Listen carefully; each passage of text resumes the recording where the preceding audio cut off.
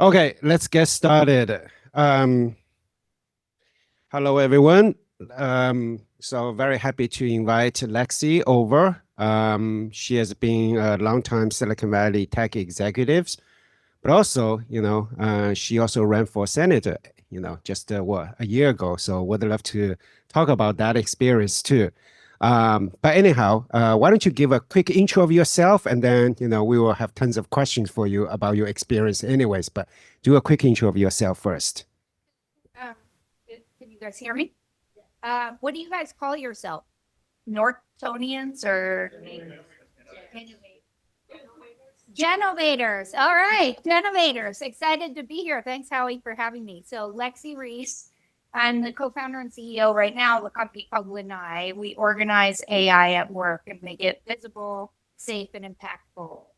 We'll get into what that means. But 30 years operator, Google, American Express, Gusto. I was the COO of Gusto when it went from 100. Hello. Okay, that feels a little better. 100 people to about 3,500 people from our Series A to our Series D.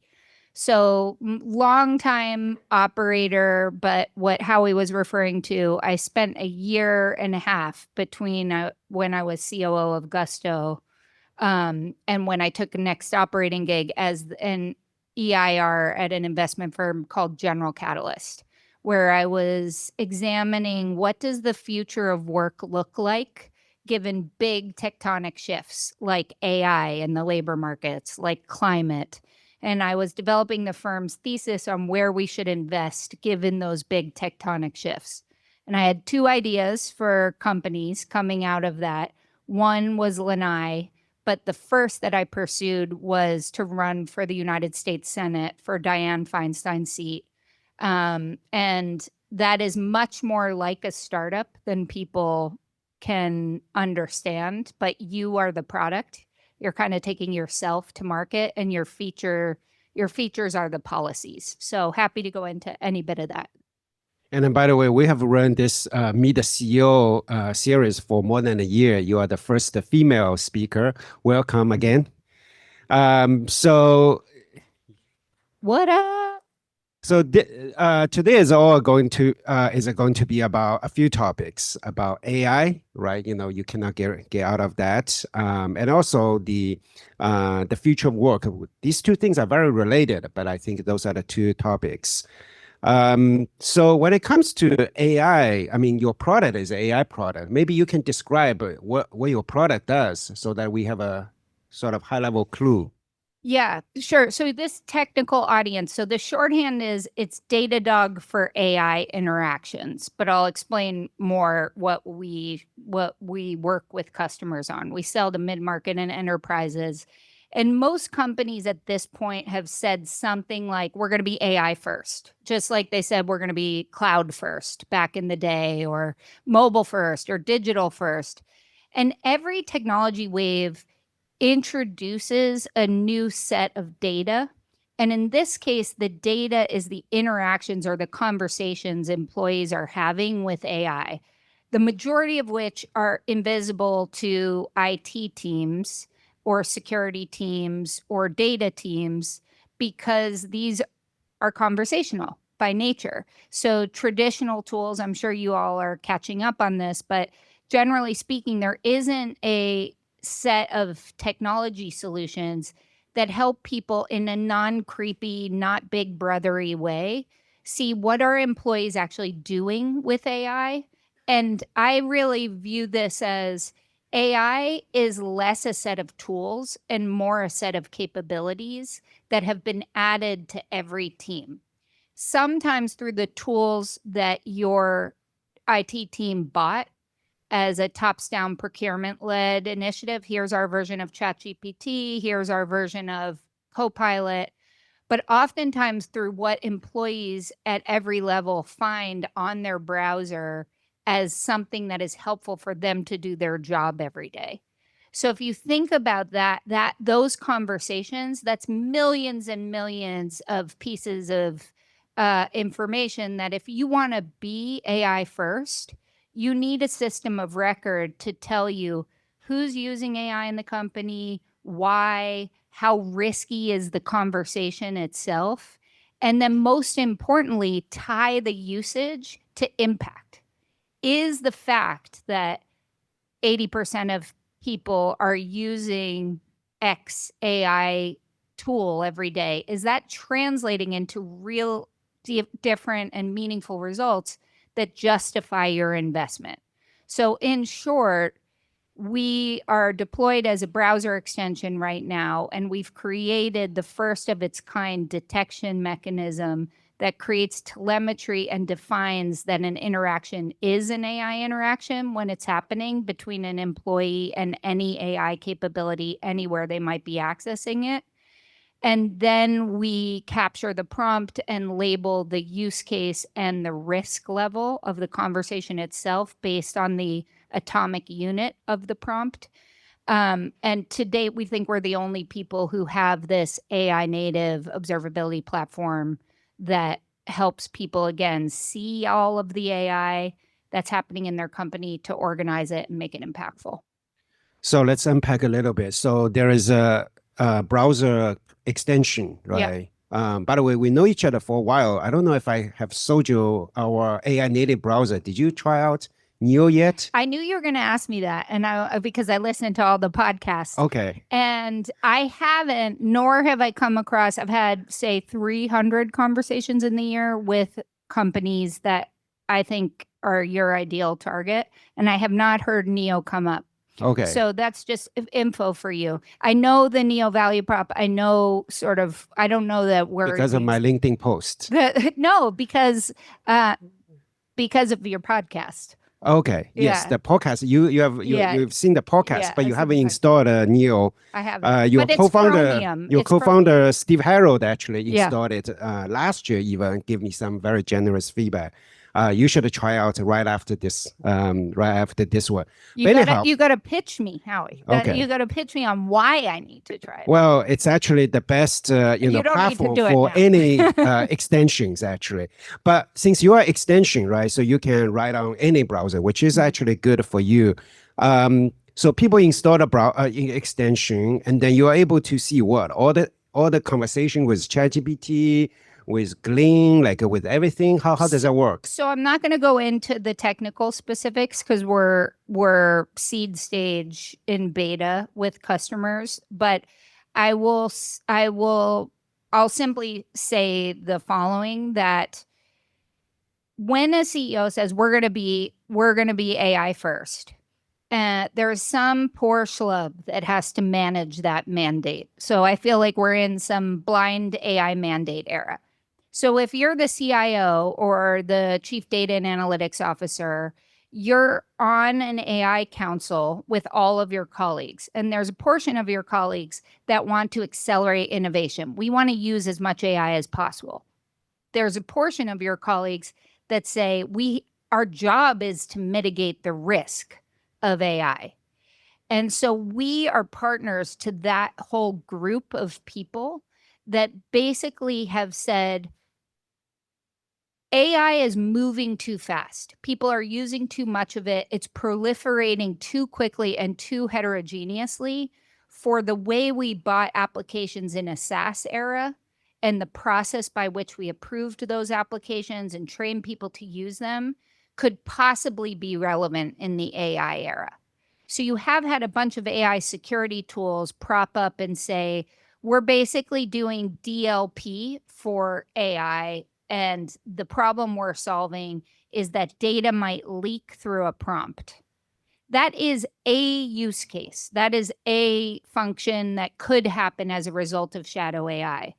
We're much more obsessed with how do we keep you current on exactly what people are using, when they're using it, what teams are using, when they're using it, and helping create a taxonomy or a new semantic language for you to say, I don't just need to know usage for usage sake.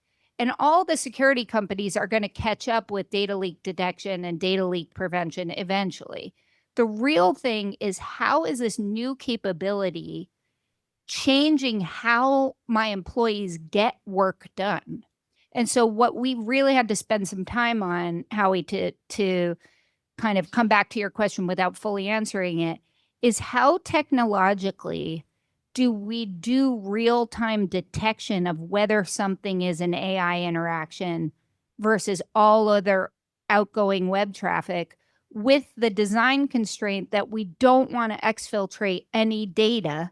Because if we exfiltrate any data to make that detection, we're expanding the attack vector of a company that is desperately trying to reduce their attack vector. So that's largely like the technology challenge of detection AI without a static list. So lots of people, you'll Google Lanai and others will come up similar, but usually how anybody in our zip code that's doing this is taking a static list of apps that the IT team says, I want to know if people are hitting these apps. But that's so beside the point. And I can give you examples of what really matters is surfacing the workflows, the workflows. And that is why our customers are psyched, because we're not just giving them, this data leak, this data leak, this data leak, though we do that and we help people prevent that. We're saying these are the jobs to be done with AI. So a lot of that, what I heard is like more compliance or security or making sure you use the AI correctly. What about, do you measure how AI is improving the productivity? How do you measure that outcome? Do you do anything along this line or not quite? So in the product itself, the thing that we help with directly with respect to true return on investment is we will show you, let's just use the majors, but let's say ChatGPT, you bought a enterprise license, and we'll show you that 40% of people have used it since the licenses were purchased. Now, that's not revolutionary. You could also get that from their own vendor report.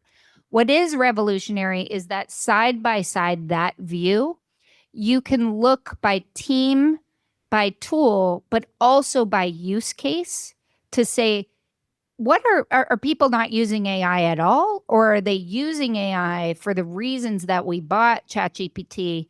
They're just not using ChatGPT.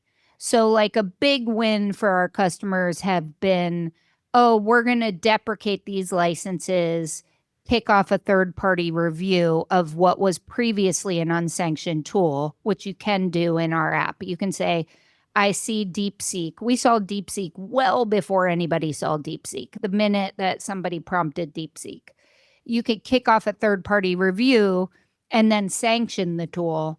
And then you're doing real dynamic procurement of what do you think really adds value. Now, the interesting thing that I think we support operators to do, and again, my background is 30 years as an operator. So I've sort of built this in part by how would I be managing this? When I buy any AI capability for marketing or sales or product, I would run an A/B test to say, what is the team that is using this functionality able to produce? And I would look at the quantity metric, velocity, but also the quality metric, whatever that is, and I think so many people are looking at, did we ship faster? Did we ship faster? Are we answering tickets faster? But there's not enough attention being paid to the counter metric of, is the quality of whatever you shipped or the quality of that interaction with a customer staying at or increasing relative to a control group. And that's truly, I mean, think about it. That's the only real way you could measure the impact of any new thing in your dynamic system of any function. Okay, so this is how you kind of go to your clients and tell them, I'm going to help you for your AI transformation, give you the visibility, give you some control. Can you tell us about how you are using AI internally? Like, where do you see AI being useful for your internal functions, whether engineers or go-to-market? What's your, because you've been an operator for so many years, and in this startup, I'm assuming that it's very different, and it's very different for a lot of reasons. One of the reasons is in the AI era, right? So can you give us your view on this? Yeah, I think that this is fascinating. You know, when I was at the choose your own adventure of I did not find product market fit with my Senate run. You know, I couldn't acquire voters. I didn't raise enough money for the cost of acquiring voters. And that's really the way to think about it. Like all politicians are going with a double-sided marketplace. You're raising money from funders to turn around and acquire voters. So same as a startup. But the choose your own adventure at the end of that was, do I go be a COO or, you know, a number two at another high flyer unicorn, or do I start my own thing?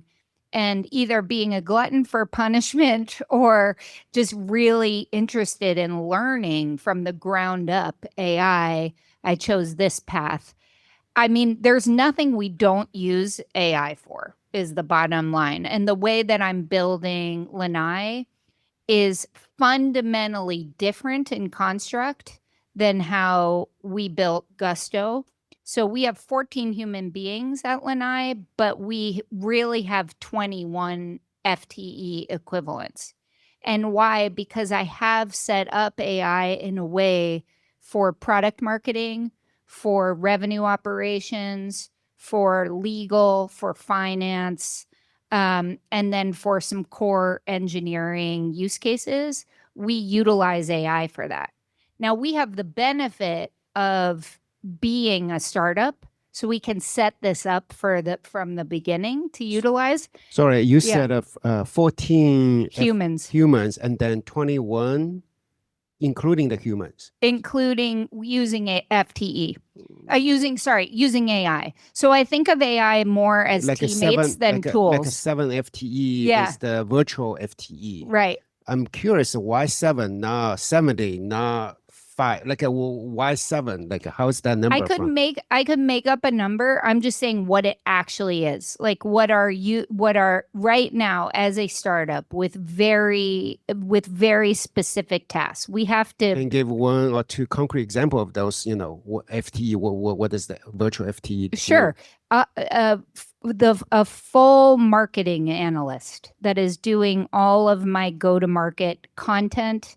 It again, it's as if I have a junior marketer on my team. I'm managing that marketer. That marketer is just Anthropic, but it's a very specific project that's been set up in a specific way for me to be able to ingest content of customer themes and turn that into market facing collateral, and to be able to do that with sight, sound, and motion. I can do, forever. Is anybody in marketing here or sales? Yes, we have marketing people here. Okay, that They does are not human. bode well if you don't have anybody here. But it's really tricky. Oftentimes, it's a translation effort to say, what is the ICP? What is our true ideal customer profile? What is their true pain point? Where do we truly deliver value? How do we communicate that externally? How do we balance a roadmap product marketing between what we say we do and what we actually do? And so just think of all of those discrete jobs to be done are done in AI, and that's me expanding my team. And I could give you that exact same breakdown for the roles that I mentioned. So for that particular role, how many of virtual employee one doing that job? It's hard to say, Howie. I would say at least one, possibly two, depending When on. you say one or two, that's equivalent of the 1 or 2 human employees productivity. Is that how you look I at it? would have if we were doing this company when I joined Gusto in 2015 without AI. In marketing right now, I would need 2 human beings doing the work that I right now can do with AI. That's very literally what I mean. Right. So you went through Gusto, fast expansion from 100 employee all the way to 3,000 employees, right? 2,500, 2,500. Yeah. So if you would have done, like Gusto 2015 with 100 employees, would you do very similar thing? Do you anticipate same thing if you had the technology like what we have today? No, and this is why we have to. This is why I think the Valley needs to really contemplate the impact of the technologies we're building on the labor markets. I would not need to, nor would it be acceptable by investors to hire that many people for large functions because AI can handle much of the work that we were needing people to do, the work that was repeatable, that was volume based. So if I needed, I'm going to say 14 entry level customer service folks for every 100 customers we brought in or 500 customers we brought in, that ratio has gone so far down because if you build your product right, if you build a great technology product, the biggest thing you're selling to customers is time.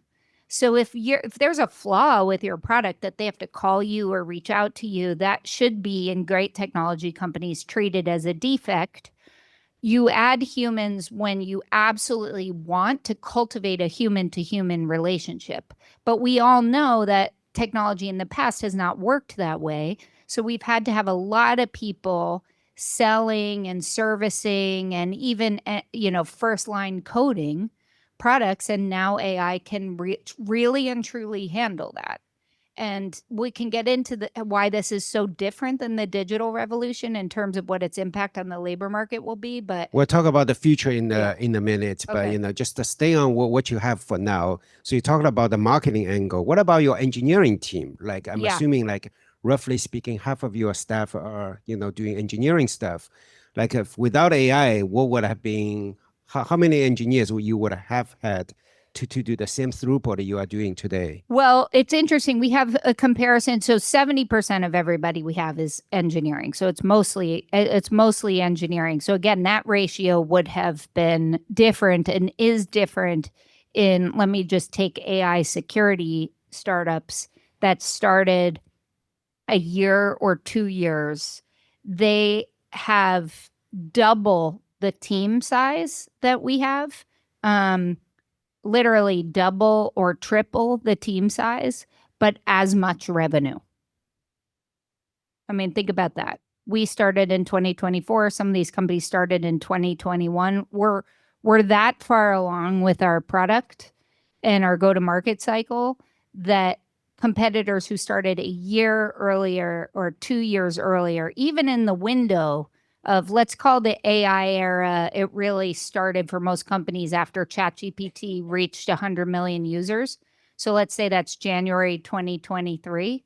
Like in a year, I can get to the same place as competitors, and that at half or less the size. Um, so because they are not AI native company and you are the AI native companies, and then you have advantage as a result. I mean, there's probably lots of reasons for it. There's a philosophy. There's sort of some ways we're going to market that are different. But I would I would attribute a big portion of that capability to what we can do with AI. On the engineering side, what do you do these days? Like a cursor, just give us some quick overview of what do you do on the engineering side Well, from AI?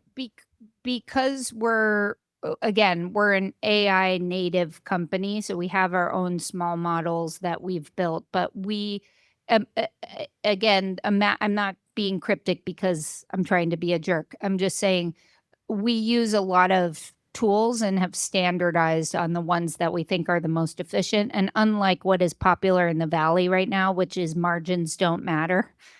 Don't worry about margins. Margins are cute. We actually do think about margins, so that factors into our decision.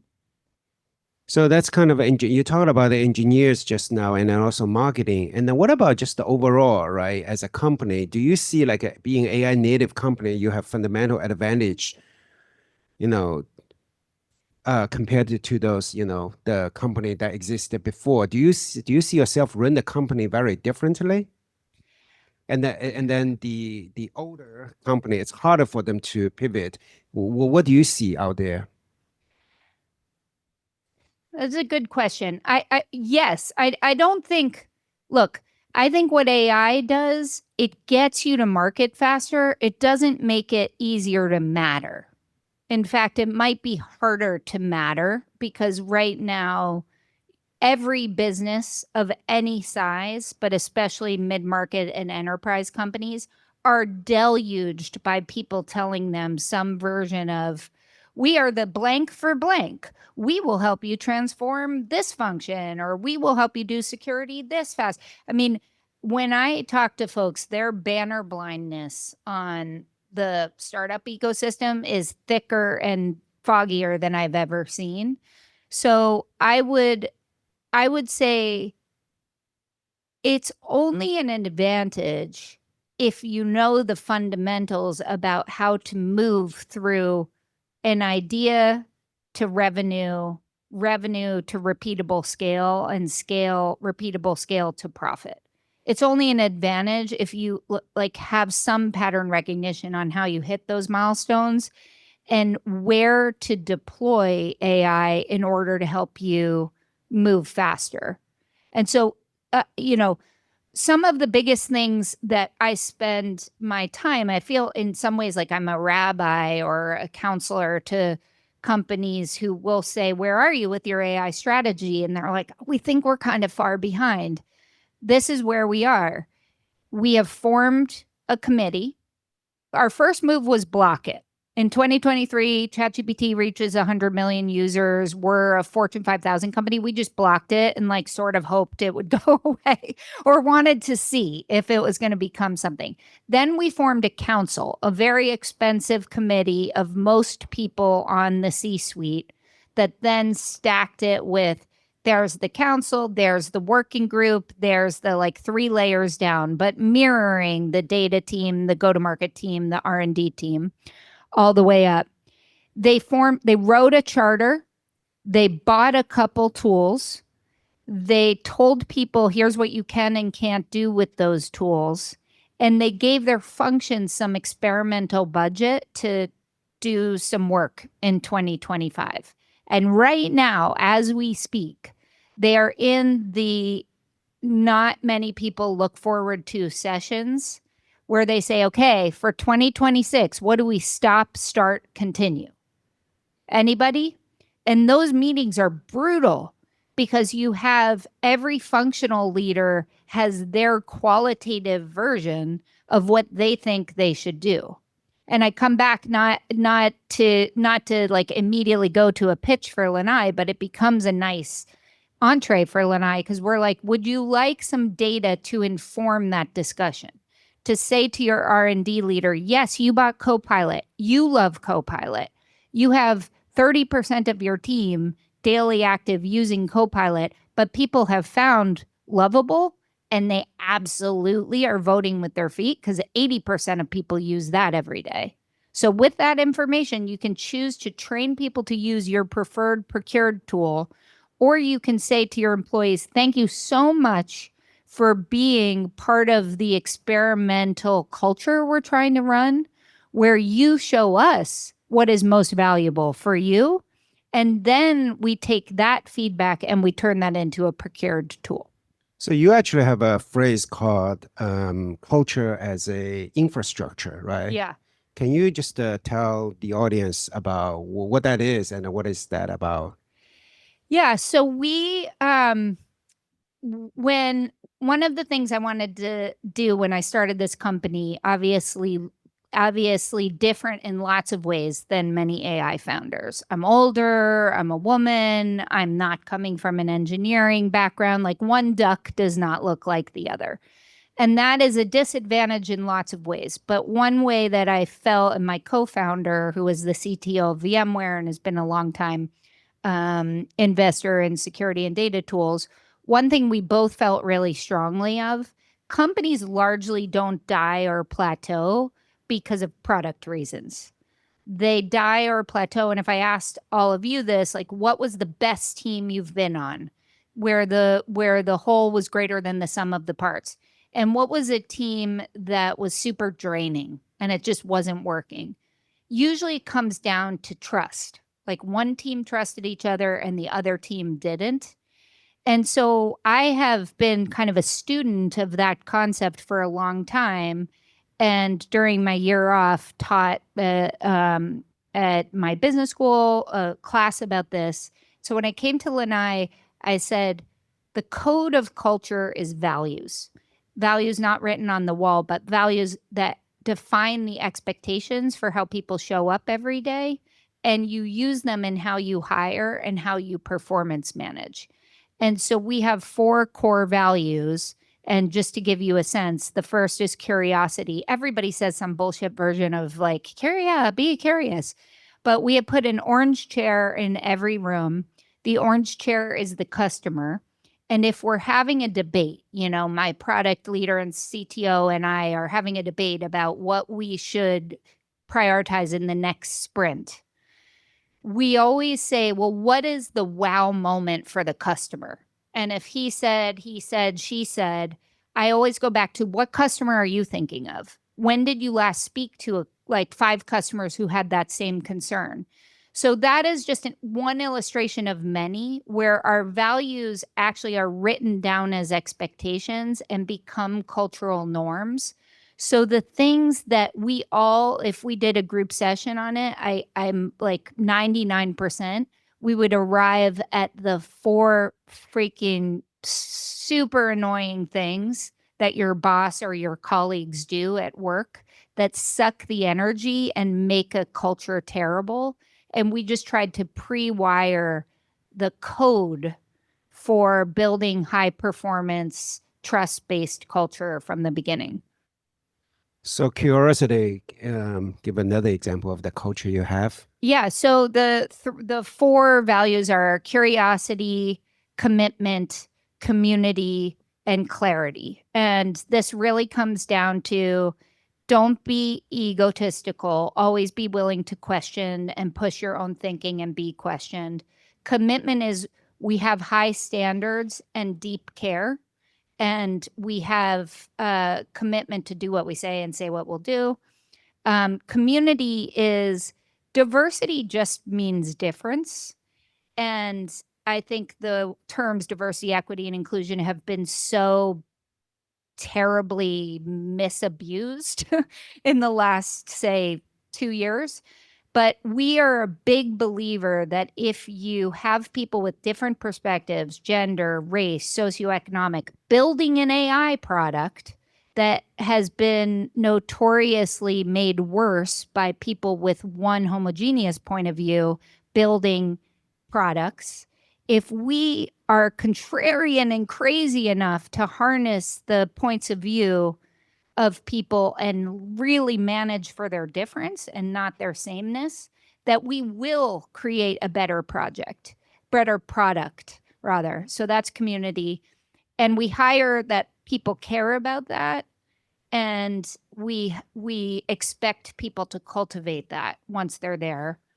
And then finally, clarity is just, so much is lost in communication. And so much is lost in communication because, especially in early days as a founder, people love each other and we're so loyal and we're working day and night, and you don't do something very well. And I think, gosh, she didn't do something very well, but I'm not going to tell her because I know she has lots going on and I feel bad and whatever. And so slowly expectations slip. And yet my expectation for you has never changed. I have really high standards and I'm giving you feedback all the time. So this notion of always on feedback and the concept of we praise in public and we critique in private as soon as we have a critique it seems so easy. How I'm sure you So how do have you something. codify this into the culture? Like your the culture as a infrastructure. That means you are codifying this somehow, like Yeah. this sort of the orange chair or whatnot. What do you do with the clarity? For clarity specifically, well, every time, so we're mostly based in Palo Alto. We have a garage near Molly Stone's, but we have virtual employees and we all get together every month. And then as we scale, it'll be every 6 weeks, but we will always get together for 3 days in a regular interval to co-create. And we co-create, aka hack, but I like co-creation, a very particular part of the product or the go-to-market motion, and we co-create our culture. So we effectively do hackathons on our culture. In the last version of that, we did practice on giving each other feedback. So the feedback is given in a very specific format. Here's the situation. Here's the behavior I observed. This is the impact it had on me. Here's what I'd like to see going forward. Very straightforward format, but we practice this like you would practice going to the gym and becoming really great at crunches. People would go around and give each other feedback, and I'd be like, bad feedback, not specific enough, not good, not genuine enough.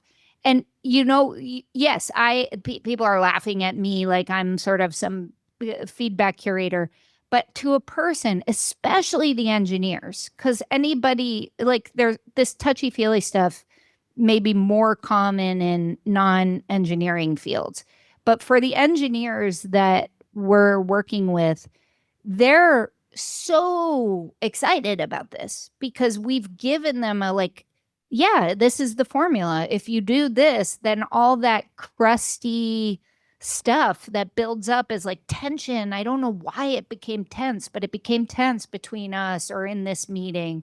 Like it doesn't build up, and people don't take it personally because we know it's a value. So if you're not getting 5 praises and 1 critique every week, then we're doing something wrong. And if you are ever surprised in a performance review, then we're doing something wrong. And so we, again, easier to start from the beginning. But I think when you really want to create a culture with the 4 values I've talked about, and you're in a company that's been around for a long time, you have to do a major reset to reset the culture rather than like small tweaks. So you spent a year and a half at a General Catalyst as a EIR, looking into the future of work, right? We already discussed, I mean, we're already in the future in some ways because of AI, but you looked into a little bit further away, the future, right? Right. Can you describe to us, like, what's your learning, what's your point of view about the future of work? Like, a company like this, or a company like the startup like you are doing, like, what is the future? Yeah. So Howie and I went back and forth on this last night. It's nothing like getting a note from Howie saying, "Give me your 3 most sharp points of view that you're going to speak about tomorrow." But this is what I think is probably the thing that we went back and forth on the most, which is, and I brought some data to go back and forth on you. To counter my arguments. So markets right now, the stock market is roaring, right? And it's crazy. People don't really understand why, because there's also a lot of uncertainty, such as the tariffs, et cetera. So the market is pricing a future that doesn't exist. In my opinion, that the future, the way markets have been valued is dependent on a stable labor market and a stable climate. We have neither. And AI is responsible in part for both, not exclusively, but in part. So what I mean by this is every AI company, yours and mine included, has identical pressures because either you're pre-revenue or you're post-revenue, but you have to maximize efficiency, reduce costs, sell a product at the highest value. And the fastest path to that, people can dress it up all they want. They can say it's productivity. They can say it's efficiency. Labor is your biggest cost in most businesses, and AI is automating cognition. It's automating cognition. It's automating how we think, and it is going to displace, by conservative estimates, 800 million knowledge working jobs by 2030. There is no replacement theory for what those folks are going to do. And Howie's pushback was, well, the same thing happened with the digital revolution, and depends when you start counting when the digital revolution came in. But if we just say from 1999 to 2025, what happened, it interrupted the labor markets a little bit because, we didn't need travel agents in the same way, or there were, clerks, you could do self-checkout, but it wasn't to this extent. And if you think about it further, if you were a knowledge worker or you even had customer experience, where did you go if your job was interrupted by technology? You went into some version of a technology job. And now let's look at that further. This is the thing that I thought was pretty fascinating. So if you, let me see if I brought it. If not, I will memorize it. Okay, the Magnificent Seven makes up 30% of the S&P. You know the Magnificent Seven, they're Google, Facebook, Amazon, etc. If you look at their quarterly profits between 2023 and 2025, their profits jumped 25%. Across the broader sector, the profits did not increase as much. If you scratch and sniff between how the Magnificent Seven increased profits, you will see 35% of that growth came from eliminating 160,000 jobs. 160,000 jobs between the Magnificent Seven. They hold up 30% of the stock market. They are producing technology that the rest of the market can use to automate workflows. So the reason that I say this is not to be doom and gloom. I'm not a tech pessimist. I'm in tech. I'm a tech pragmatist. I just think that when we were from 2000 to 2025, looking at what, I'll just talk about my world, ads, what the digital monetization ecosystem was doing. It was keeping the internet free and accessible, which was amazing and genuinely why a lot of people loved being in early days Google. And then we were realizing that this technology we had created, especially when Facebook made it about people, not cookies, was enabling bad actors to do bad things. And the technology was doing bad things for our young girls and young boys and etc. Point being that past can be precedent in whatever technology we build now. It will have consequences on people, planet, and democracy. And so I think it's incumbent upon the technology sector to not leap blindly into this AI future and say it's all going to be good. It's not. It's actively going to change the way the labor market is structured and climate unless we cool down how we actually produce these AI outcomes that people are loving on so much. And to me, it's just looking at it clear-headed. And we just have moved to a point in the valley where we have no nuance. It's like you're either a tech pragmatist, like alpha bro, or you're a pessimist, weakling who still cares about margins. That's just the wrong framing. The right framing is there's no putting genie back in the bottle, but let's just be thoughtful about this. Let's like phase it. Let's use our time, treasure, and talent to not just think about how do we race forward, but let's just think about larger stakeholder management. Yeah, I don't think I was pushing back necessarily. I was like, I think on top of that, we need to also reimagine a new world. It's almost like, if you think about Lyft and the Uber drivers, I think, they will be automated away because of the autonomous driving. However, I think when autonomous driving becomes the norm, I think there will be a new industry being built on top of that. So I think, we just need to reimagine, at the same time being, thoughtful.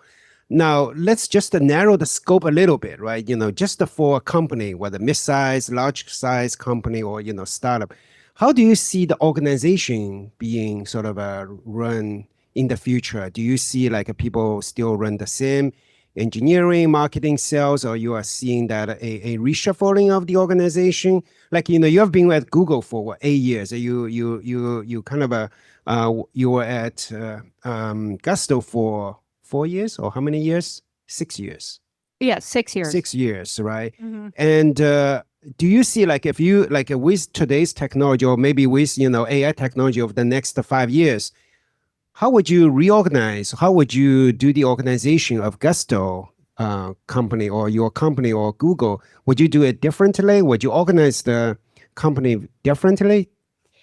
Yeah, it's a great question. And I am mid thinking about this. So yes, I would, but how I would organize it is still developing as a thought. But here's why I think this is a great question, and one, if we had time, I would love to get other people's thoughts on. We haven't changed the way companies have been organized in my lifetime. And they looked pretty similar when my mom and dad were working in their lifetimes. We have people who build products, we have people who market and sell products, and we have people who manage finances and manage human beings. That's the way that it has been. And we educate people for specific skill sets related to those pathways. However, right now, if we actually were first principles about it, a term I don't love, but if we just said the real objective of any organization, public or private, is to service your customers or your constituents or whomever it is that you built the product to serve. The jobs to be done may still be, I need to build it and then get, teach, and grow customers. But the rigidity with which people have to stay in one discipline to be able to produce that service, I think that definitely is becoming looser.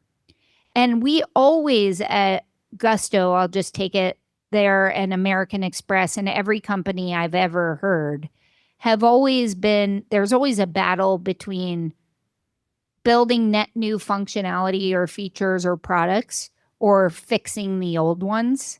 And you often have your smartest people about how the existing product is working on the phone with customers every day or answering customer feedback. And those are really bright up and comers who like have to be customer first because they're the ones dealing with the customer. And then it takes forever to translate that back to the product and engineering teams on like, this is what the customers are actually saying. And we started something at Gusto that I would put on high octane right now, which is just invest in some product training and some engineering training to make those folks solutions engineers or solutions project managers or product managers. That was the best investment we ever made. And I think that investment will return in spades. If you think about the duos or trios of bullpens that you are often spending so much time translating to each other, like, this is my reality, what is your reality? So that's something I'm really obsessing on. There's one other thing I'm obsessing on too, but I don't want to overtalk. I don't know if we're opening it. Well, maybe just your current startup, right? You mentioned that you currently have 14 people, but really 21 people. That's already a big change in the organizationally, right? Did you organize the team differently in the AI native world? Yes. So I have and will keep people and customer operations together, reporting directly to me. And that trio is called trust operations. And the reason that we did that is because of going back to what I feel deeply about. Ultimately, you're scaling a product and service that needs to be trusted by your customers, and you're scaling a culture in which the people around you need to trust each other and you as a leadership team. And I think oftentimes some of the best discipline around customer engagement, from when you acquire a customer to the first time for the first time to what their first 30, 90 days experience is, to what the economics are of lifetime value of the customer to the cost of acquiring them. The same journey applies for people in your company. They come, they make a choice to choose you versus anybody else. And then we're not really particularly thoughtful about people operations the way we are about customer operations. As a consequence, I think a lot of stuff builds up that leads to people leaving that could have been prevented if you were as disciplined about engineering a loyalty funnel for your customers the way you do for your people the way you do for your customers. So that's one thing I've wanted to change, and we've changed to now. Thank you. I have actually one more question, but I would love to hear, from the audience, if any questions from the audience before I ask you the last question. If we don't have questions, I'll feel like I really bored you. So somebody, please save my ego. Okay, thank you. I appreciate you. Thank you. Quick question. You said the product deals with browser extensions. So how do you plan to use it for desktop applications like Cursor? So we'll have the observability functionality on downloaded endpoints in Q1. We just didn't prioritize it. And we didn't prioritize it because you have to prioritize, and 80% of work still happens in the browser. And we work on all Chromium browsers. So I think that will include Neo, and doesn't. We should test it out with Neo. But as I said, we just haven't been asked for that by our customers. I didn't pitch enough. Yeah. No. Just by virtue of being you, Howie. Hi. So with the cost of AI tokens decreasing day by day, how do you envision that translating into your bottom of the funnel as what customers would be looking at from Lanai? To expand more on that, The- I agree with the statement that there's a commodification going and price decrease in tokenization, but tell me more. From the product and services offering that I heard from Lanai, it's about data security and the cost rationalization that teams would be looking to see which tools to be using. But all of them use AI tokens, and the cost is decreasing. So would companies be considering the tool cost as effectively as today versus in future? Oh, I see what you mean. First of all, the benefit is you see AI use and you see it at the workflow level. And with that visibility, one of the things you can do today is rationalize your tool spend. And you're saying that like big gain might become less because these things become cheaper, and therefore it's not going to be that big of a deal to their P&L. First of all, we'll see. Second of all, I think that we're talking $13 billion of spend right now. It's meaningful, and it's a net new spend for people that isn't 100% offset by labor savings yet. So I think we have a ways to go before they're like, yeah, we don't care about the return on this investment. I think the bigger thing, though, potentially than the financial rationalization, in fact, the much bigger thing is being able to see what jobs people are doing with AI, and keeping in mind right now, the large use case of AI is humans prompting something to do something, whether it's the AI capability that got injected into Notion that people didn't know about, or the new AI tool. But we're also preparing for a world in which you have to observe how your agents work and whether they're working in a way that you are excited about and are able to manage in the future. Got it. Thanks. Thank You have great perception about AI and how it is impacting the labor markets. Where do you think we are in terms of AGI? That is where do I think let's talk after, because this is a much larger question. But for the purpose of a conversation like this, when I'm talking about AI and what this world is going to look like in 2030, I'm talking about AI broadly. I'm not just talking about Gen AI. Hi, I have a question regarding your political. Can close it? Hi, I have a question regarding your political involvement. So you mentioned about feedback and clarity as part of your company culture. How would you implement this in this culture at the political levels? And any specific tools do you have in mind or had in mind in getting feedback from your constituents? That is such a great question. So the question was, I believe so much in feedback and clarity and bidirectional communication, and where and how do I think that could evolve in the political sphere. First of all, it was a huge part of my campaign. I would go around and say, who are our senators? Do you guys know who our senators are? Who are United States senators right now? Who? Yeah, California. And exactly. Think about this, guys. If you take nothing from this but a civics lesson, the United States Congress is comprised of two houses, the House of Representatives and the Senate. Every state has two senators. Adam Schiff and Alex Padilla are ours. I was running against Adam Schiff. In part because he was a congressperson, as were the two other people I was largely running about. There's a bunch of random people that come into these races, but the people that had raised money and were significant were 3 Congress people and myself.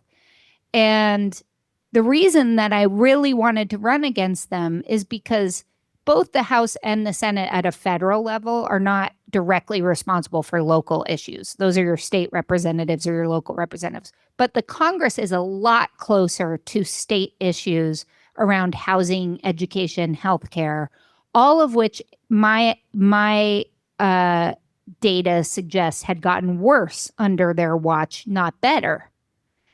And I don't have a clean answer to you other than if you think what we're talking about in tech is anachronistic, like the company that's not an AI native is already like feeling a little old and how it recruits and onboards and serves customers. I mean, we're still using BlackBerries in Congress. There is no always on feedback mechanism that is persistent across the entire House and Senate. And why is that important?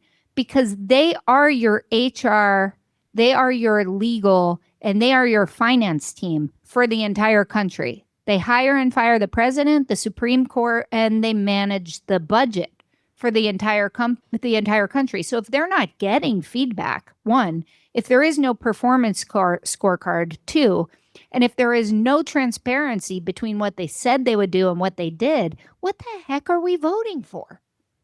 So yes, I had a lot of ideas on that topic. Would you run for senator again? No. Okay. That's not my last question. My last question is different.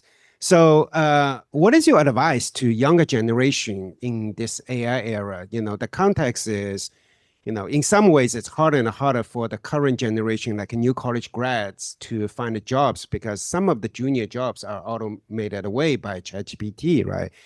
And that's a reality. If you look at all the job posting, all the data, that's already true. But at the same time, they are the AI native generation. We should be excited for them. What would be your advice to the younger generation? My advice is more to the parents of the younger generation, because frankly, I think the younger generation is. They don't listen to us anyways. Well, exactly. That's kind of my advice. Like let your younger generation. They are innately curious. They are innately community oriented. They are innately sort of building these executive function skills to deliver work and deliver it on time and well. And then we screw it up because we say, you got to be an engineer, or you got to be a doctor, or you got to be this. And they start to specialize and specialize and specialize. And I actually think specialization, sure, it is going to matter. But again, I hate to say it, people say, well, Lexi, the parable of the horse, people who were farming did something else in the Industrial Revolution. I'm like, we're the horse in this scenario. Like our thinking people have paid a premium because nobody else could think, and there were limited human beings. And now we have machines that can think like us. We don't have to spotlight that as doom and gloom for our children. We can just let them explore what they naturally want to do, because their passion will lead to their unique skill set being developed, and they will see problems that they want to solve. And as long as there are people with problems and there's people who want to solve those problems, there will be a market for that. But it's not going to look like what it did for us. And I think we are stressing kids out right now. I mean, they're stressed enough.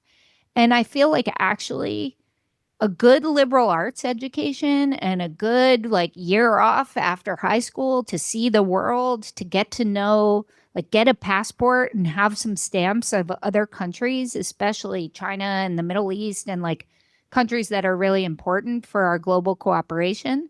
That is going to be far more important than specializing at age 18 in becoming the best coder in the world. So your advice is to not to use parents' lens when they look at the world. Use their lens. Okay. Thank you very much, Lexi. Thank you. Thank you guys. Thanks for having me, Howie. Thank you.